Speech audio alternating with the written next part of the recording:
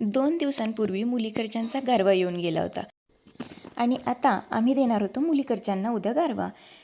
घरी गेल्यानंतर बघितलं की एक सासूबाई कणिक मळतायत, एक सासूबाई तयारी करतायत. वाजले होते घड्याळात 10:30. इथं मुलींची चालली होती गारव्यासाठी डेकोरेशनची तयारी आणि हे खुद्द नवरदेव तयारीत लागले होते. जाऊबाईंनी आमच्या चूल पेटवून घेतली. ठरलं होतं की चुलीवरती करूया म्हणजे सगळ्यांना बसायला जागा पण मिळेल आणि मस्त गप्पा मारत पोळ्या पटकन होतील. प्रत्येकानं आपापली कामं वाटून घेतली. आरतीताई आणि कांचन काकी दोघीजण बसल्या होत्या पोळ्या भाजून घ्यायला. इकडं अर्ध्या पोळ्या झाल्या तरी काय आमच्या राणीकाकीची भांडी होईनात. 2च उलटून घासायला गेल्या होत्या त्या. त्यानंतर आल्या आणि त्यांनी मग मुटके बनवून दिले. इथं पोरींनी मस्त डेकोरेशनसाठी विशाल आणि ऋतुजा असं छान डेकोरेटिव्ह आयटम बनवला होता. पोळ्या फायनली झाल्या. पोरींनी पण त्यांचं काम केलेलं होतं. भेटू उद्याच्या ब्लॉगमध्ये. तोपर्यंत बाय.